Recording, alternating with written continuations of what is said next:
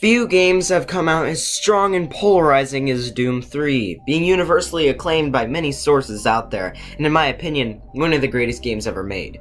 Doom is a series of mostly reboots, but each game does something new and different, and it usually works well. Being a young kid when I first played Doom 3 back in 2012 when I was at my gaming peak with games like Halo, GoldenEye, Metroid Prime 1 and 2, and so many other games out there.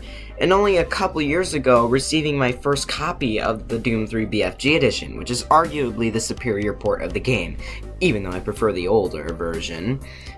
But I do prefer to have my own footage for a game critique, so I will be playing the BFG edition. I did make a promise I would make a Doom 3 video instead of a Halo Reach review because I wanted a break from Halo to play a game that would make me shit my pants.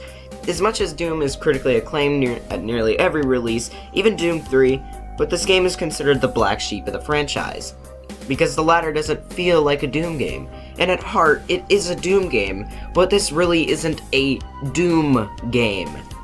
Let me explain.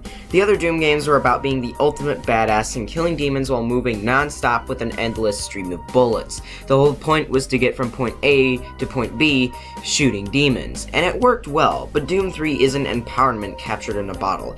It's fear and slow pace captured in a bottle, because Doom 3 is a sci-fi horror shooter, not a sci-fi action shooter. So I will be discussing what I think are flaws, of course, but I'm judging Doom 3 by its own merits rather than addressing it by nostalgia for the classic Doom games, even though I have little to no nostalgia for those games, even though I have some nostalgia because I played it on the limited collector's edition, but not as strong as Doom 3. So I won't be saying this game sucks because it's not a fast-paced action shooter like the previous games, and I'm judging it whether it's scary or not and if the game is fun to play. So let's lock and load our weapons, pull out our flashlights, and shotgun our way straight into this.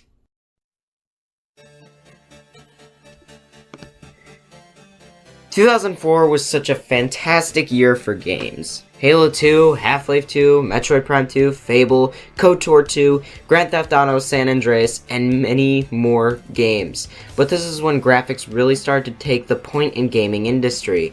Half-Life 2, Doom 3, and Metroid Prime 2 were the most realistic looking games of 2004 that I know of. Halo 2 is built for Xbox and nothing else, so that's not a valid comparison, because these games pushed their hardware to the limits, especially Metroid Prime 2 on the GameCube. But Doom 3 was the most powerful of them all, because this game was the most graphically demanding game of 2004. Hell, Half-Life 2 looked better than this game when it came to humans, but Doom 3's graphical fidelity comes in the line of its advanced lighting mechanics. Doom 3 was one of the most infamous games for utilizing lighting to a T in a video game. Hell, lighting wasn't this good in even Half-Life 2. Doom is known for innovating, and it shows here. Because this time, Doom 3 is a mostly black screen, and when there is light, it's from your flashlight. Now this is just amazes me. Even now when games look ultra realistic like some PS4 exclusives, but Doom 3 hasn't aged very well. But in my eyes, this is still a damn good looking game. The texture work is phenomenal, and this game looks hella good. If you mod this game on PC, you will achieve something of higher quality than the base game offers, and hey, I'm not complaining about that at all. Some of the character models look like they are made out of clay, and so do the demons, but the level design is fantastic with these graphics. The Martian surface looks desert-like, and hell in this game looks like, well, hell. Because in Doom 2016, and everybody knows how much I love that game, but something bothered me about hell, and how it was more yellow than red and brown. Doom 3 just looks damn impressive, and I can see why the top-of-the-line PCs at the time could not play it, this game maxed out, or play it at the level it could be played, and that is just goddamn amazing. Now it doesn't take too much to run this game maxed, but it's still pretty damn impressive. So let's jump straight into the graphics and why they think they look good. But it's mostly about the art style. Did I mention this game looks amazing? I love the look of every demon in Doom 3 more than in Doom 2016.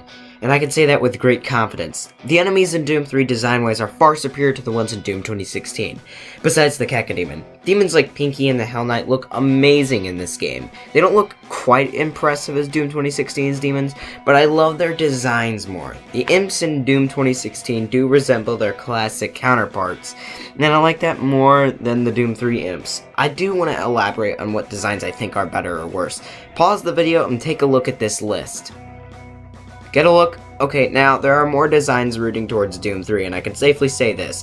Doom 3's enemies and characters are memorable, and the game's texture work is mostly brown, gray, and brown.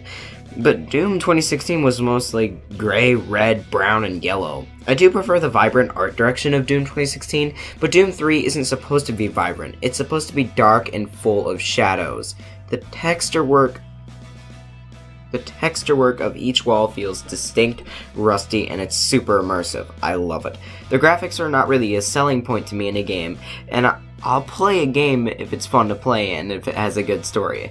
Sometimes graphics do catch my eye, especially with games like Half-Life and the Souls series. BioShock also comes to mind when we're talking about excellent graphics in games. While Doom 3 may not be realistic today, I can appreciate it for setting a bar.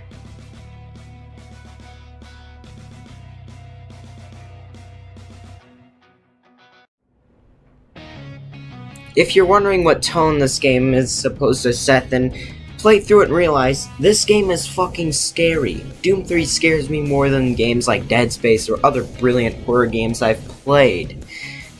Because Doom 3 has a tone where I feel unsettled and always check all sides, and when there aren't any monsters but you can still hear their sounds makes you on edge even more, especially those goddamn pinky demons.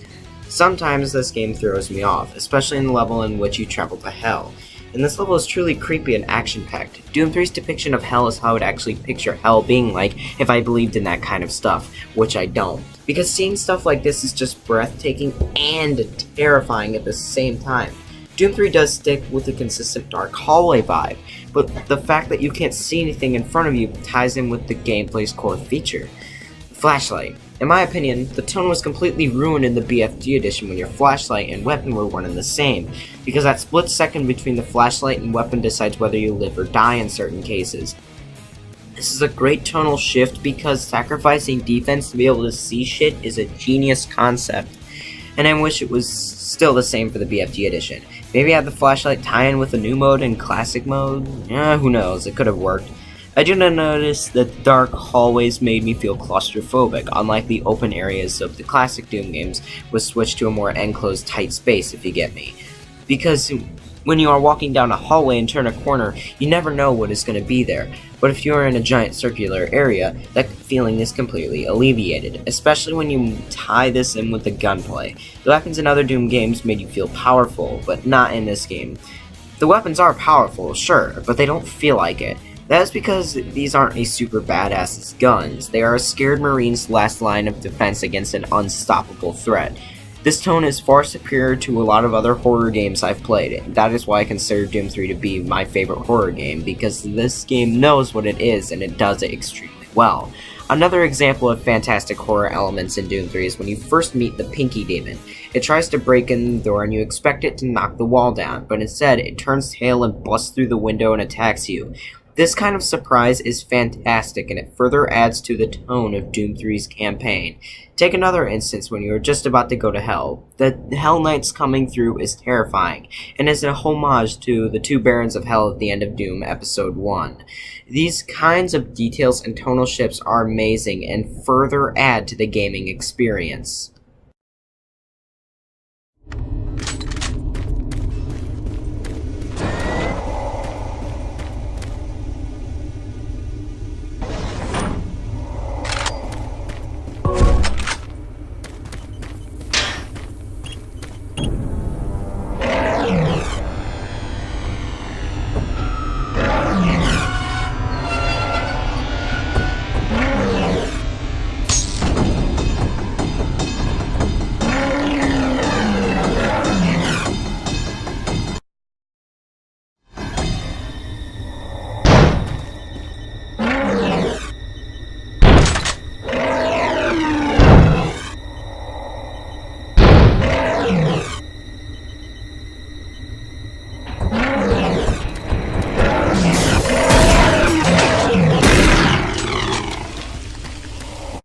Yes, Doom 3 has a story, and a pretty goddamn good story.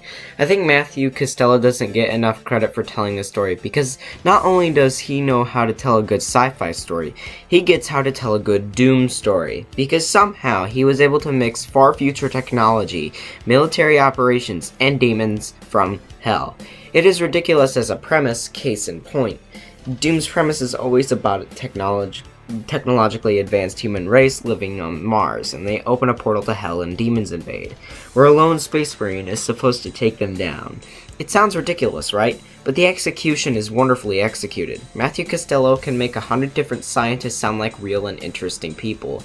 Even for the amount of time that you see them or listen to them over your PDA, I listen to each word of dialogue because it's interesting to me. They don't just spout exposition at you, it makes you want to hear more. Games like Half-Life 2 don't do this, and they are even less cinematic than Doom 3. You fucking serious? Anyways, I'm getting off topic here. Doom 3 does have a good story, and the characters are good. The main villain is the only issue I have with the story. His motivations are about selling out humanity to hell, but his character is laughable because even in the first cutscene when you see him, he screams bad guy. His laugh is also quite cheesy, and he calls the demons his children. Wow, that's really fucking cheesy, but there is a point in the story where you can either send out a distress signal and get back up, or you can listen to Counselor Swan and not send the signal, but if you don't send the signal, Dr. Petruger, the bad guy, will send the signal anyways. What an asshole! The story is quite basic in the sense of its premise, but also the story has its fair share of problems. The story is mostly behind optional PDA logs, and that's all well and good, but sometimes there needs to be more environmental stories. But that doesn't really happen here for a story-based game. Also, I'd really like to see some of the conversations on the PDAs rather than fucking emails. Maybe some text messages? I don't know, but it would have made the characters more believable inside of this universe. Doom 3 has fantastic gunplay. All in all, the guns all look, sound, and feel powerful. Okay, I'd agree with that to a certain extent. Doom 3's gunplay is far superior to games such as Halo 4 or Half-Life 2. Each weapon has its use, and you will never forget about one weapon, except for the pistol. The guns in Doom 3 all look damn good, and no gun made me confused as to how it worked other than the motherfucking shotgun. I mean, what is this damn thing? It has a bolt, and it looks like a Spaz 12 almost, but it's not. Oh, wait! It's a rapid-fire, left-handed pump-action shotgun. Yes! First try, baby! 1-in-1! Some of the guns do have ridiculous design flaws, such as the shotgun, and the assault rifle looks more like an SMG, and the chain gun reloads way too fast. Each weapon reload animation looks dope as hell. Okay, not that much. Some of the reload animations confuse me, such as the chain gun animation or the plasma rifle. It turns out the chain gun just moves to the left and twitches back to the right with the FOV maxed out. The plasma rifle stock opens up, allowing you to put a cell inside. Huh, that's neat. Okay, I'm getting carried away talking about the gun design, so let me talk about the actual shooting for a moment. The bullets you fire pack a punch and enemies react to being shot, unlike some games. A gunplay is good to me if the weapons feel powerful and do something to the enemies. The guns do show effect on the enemies, and a Hell Knight will flinch when a rocket hits its chest, so that's fun. The guns do feel like you're shooting glorified paintball guns though. Huh, reminds me of another game. Doom 3's gunplay was criticized, but I think the gameplay and overall shooting is awesome. Doom 3 has a simple cast of enemies. They all have unique, persistent, and predictable behaviors. Let me explain this. The zombies are slow and will try to get in your face for a melee attack, but it is very dodgeable and they go down very easily. The imps will throw fireballs at you and will limber towards you to try to melee. Sometimes they will pounce at you, but this allows you to try to shoot them. The Lost Souls are floating and they are small targets. Use the plasma gun, but they're also fucking annoying. The Pinky Demons will charge at you and ram into you. Keep your distance, and all means of combat are variable against them. The Cracker Demons, the Caco Demons are similar to Lost Souls, but they don't ram into you. Instead, they fire projectiles and they are big moving targets. I'd recommend the chain gun or rocket launcher. The Revenant isn't fast. They will shoot at you with homing rockets, but the rockets can be shot down with a quick trigger finger. The Archvile will throw a flaming pillar at you from range and summon other enemies to take you out. I'd recommend the rocket launcher or plasma gun to take them out. The Hell Knights are big, burly, and take lots of punishment.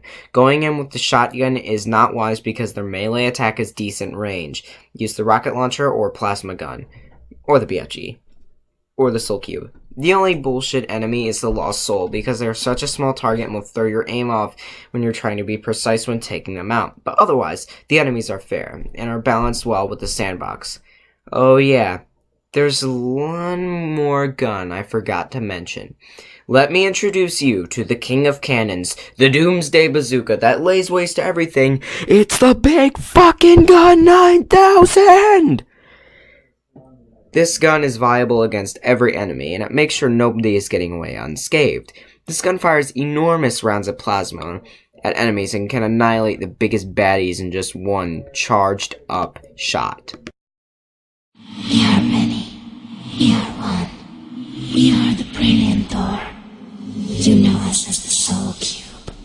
Free us from our eternal prison, and we will help you. Vanquish our enemies, and we grow stronger. Listen for our call, and then free us to smite down the evil. These are the words spoken of the Soul Cube, a very important story item and weapon. The Soul Cube is even more powerful than the BFG and all other weapons, capable of killing every demon besides boss battles in just one hit. As much as I hate this part, I have to do it.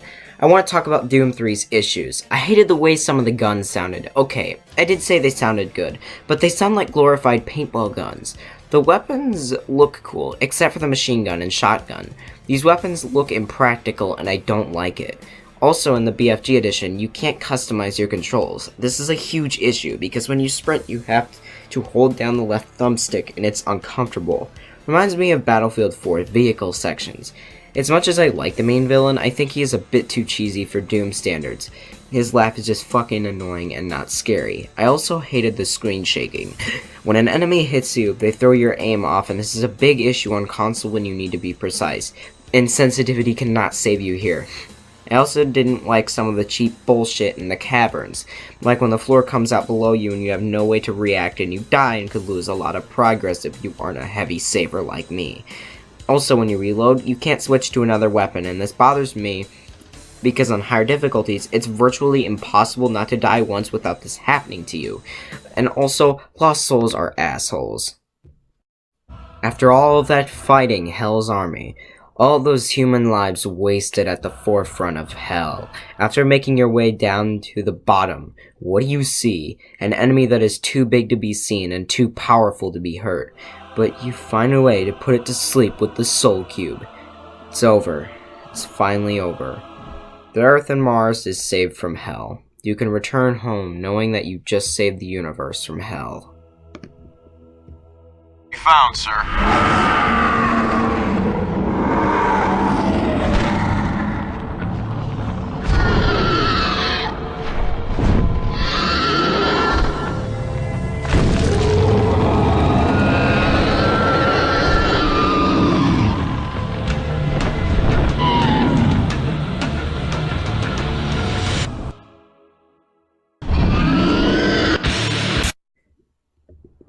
Doom 3 is not a perfect game. In fact, it is downright bad in some points. But the lack of criticisms I've given this game is surprising.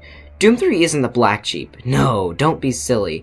Doom 3 is a modern masterpiece. I give this game a score of 9 out of 10. Thank you guys so much for watching. This has been Skeptical Rowan, and I will catch you guys when I make it out of hell alive.